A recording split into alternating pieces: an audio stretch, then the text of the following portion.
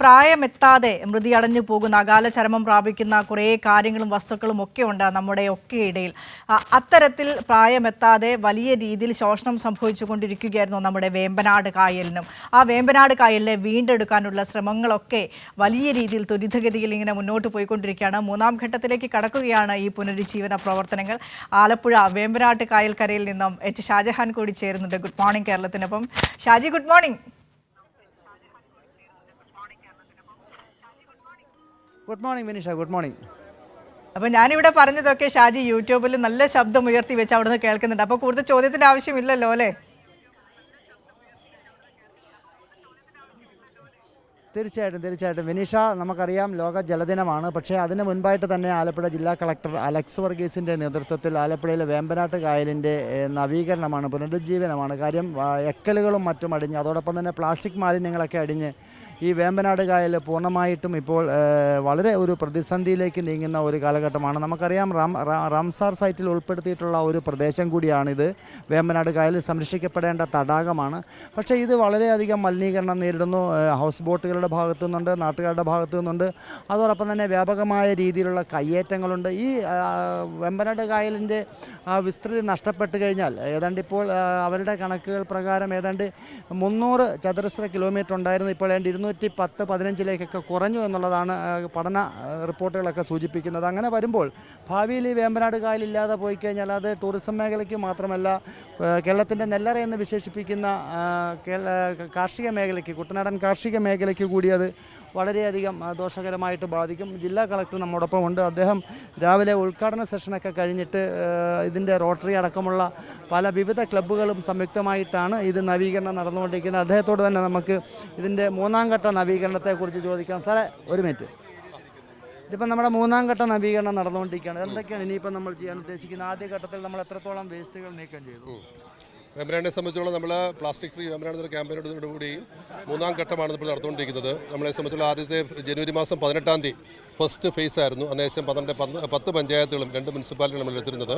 12.75 ton മാലിന്യം നമുക്ക് കിട്ടും. ഇതൊരു ജനകീയ ക്യാമ്പയിനൊക്കെ അത് വർക്കൗട്ട് ചെയ്യാൻ പറ്റും. അതാണ് ഏറ്റവും വലിയ വിജയനകത്ത്.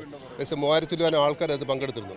ശേഷം നമ്മൾ ഫെബ്രുവരി മാസം 7-ാം തീയതി ബാക്കി 28, മൊത്തം 30 പഞ്ചായത്തിനകത്ത് ബാക്കി 28 പഞ്ചായത്തോട് ചേർന്ന് നമ്മൾ കൂട്ടായിട്ട് യജ്ഞം നടത്തുകയും ഏകദേശം 12 ടണ്ണ് മാലിന്യം ആ സമയം മാറ്റാൻ പറ്റും. നമുക്ക് ഈ രണ്ട് പ്രാവശ്യമായിട്ട് 20 ടൺ മാലിന്യം, നമ്മുടെ പ്ലാസ്റ്റിക് മാലിന്യം മാത്രം മാറ്റാൻ സാധിച്ചിട്ടുണ്ട്.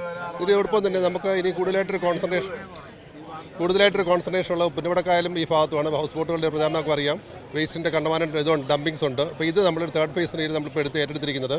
ഇന്ന് നമ്മൾ ഏകദേശം ഒരു 50ഓളം വള്ളങ്ങൾ നമ്മളിവിടെ ശുചീകരണമായിട്ട് ബന്ധപ്പെട്ട് നടന്ന് നമ്മൾ മെയിനായിട്ട് കോൺസെൻട്രേറ്റ് ചെയ്യുന്നത് പുന്നമടക്കായലും അതോടൊപ്പം തന്നെ നമ്മുടെ ഈ വാടക്കനാലും നമ്മുടെ കൊമേഴ്സ്യൽ കനാലുമാണ്. ഈ ഭാഗം കേന്ദ്രീകരിച്ചുള്ള ഡംപിങ്സുകൾ മാറ്റുന്നുള്ളതാണ്. അപ്പോൾ നമുക്ക് ഇതിപ്പോൾ എത്ര വർഷം കൊണ്ടാണ് നമുക്കിത് പൂർണ്ണമായിട്ടും വേമ്പനാട് കായലിനെ ശുദ്ധീകരിച്ചെടുക്കാൻ സാധിക്കുന്നത്?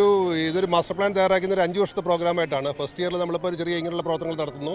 ശേഷം വരുന്ന വർഷങ്ങൾ അപ്പോൾ നമ്മളൊരു 8 സബ് കമ്മിറ്റികളെ ഇത് ഫോം ചെയ്തിട്ടുണ്ട്. അഗ്രികൾച്ചർ ഉൾപ്പെടെ, ഫിഷറീസ് ഉൾപ്പെടെ, ടൂറിസം ഉൾപ്പെടെ, വാട്ടർ റിസോഴ്സ് ഉൾപ്പെടെ, അങ്ങനെ വിവിധ കമ്മിറ്റിയും. അപ്പോൾ അവരുടെ നിന്നൊക്കെ ഒരു പ്രാഥമിക റിപ്പോർട്ട് നമ്മൾ വാങ്ങിച്ചിട്ടുണ്ട്. ആ റിപ്പോർട്ട് ഗവൺമെൻറ് സബ്മിറ്റ് ചെയ്യുന്നതാണ്. നമ്മൾ വരുന്ന ആഴ്ചയിൽ പറ്റുമെങ്കിൽ അതിൻ്റെ ഫൈനൽ പിയർ ഗ്രൂപ്പ് റീഡിംഗ് ഒക്കെ കഴിഞ്ഞു. അതിനുശേഷം പിന്നെ ഫൈനലൈസേഷൻ ചെയ്തിട്ട് നമ്മൾ ഗവൺമെൻറ് സബ്മിറ്റ് ചെയ്യാൻ ഉദ്ദേശിക്കുന്നത്. അതിന് നമുക്ക് വരുന്ന വർഷങ്ങളൊക്കെ ഈ ബഡ്ജറ്റിനകത്ത് നമ്മുടെ ഈ 8 ഡിപ്പാർട്ട്മെൻറ്റ് പ്രോജക്ട്സുകളൊക്കെ ഇതിനകത്ത് വേമ്പനാട് കായൽ ശുചീകരണ ബന്ധപ്പെട്ട് വരത്തുള്ള ക്രമീകരണം ചെയ്തു വരുന്നു.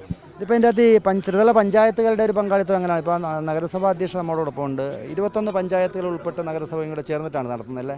അതെ, ആലപ്പുഴ നഗരസഭയും ഇതിനോടൊപ്പം കൈകോർക്കുകയാണ്.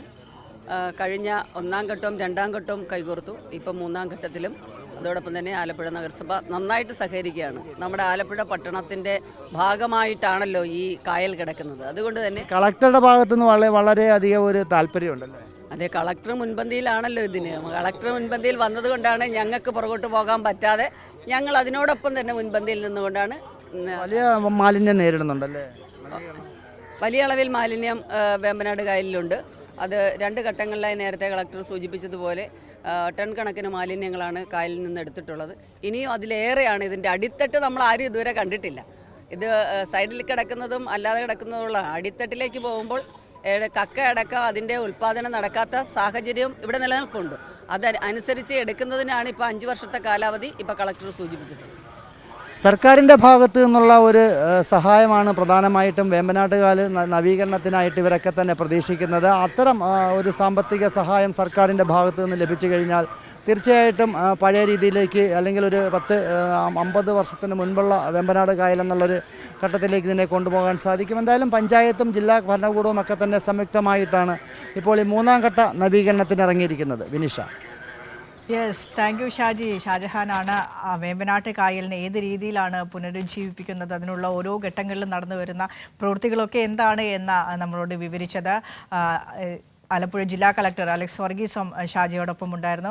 അപ്പോൾ ആ രീതിയിലാണ് കാര്യങ്ങൾ ഇങ്ങനെ മുന്നോട്ട് പോകുന്നത്. വേമ്പനാട്ട് കായൽ പഴയ പ്രൗഢിയോടുകൂടി തന്നെ നമ്മൾക്കിടയിൽ നിലനിൽക്കട്ടെ, വറ്റാത്തൊരു നീരുറവയായി വേമ്പനാട്ട് കായൽ അങ്ങനെ തന്നെ നിലനിൽക്കട്ടെ എന്ന് പ്രതീക്ഷിക്കുകയാണ്.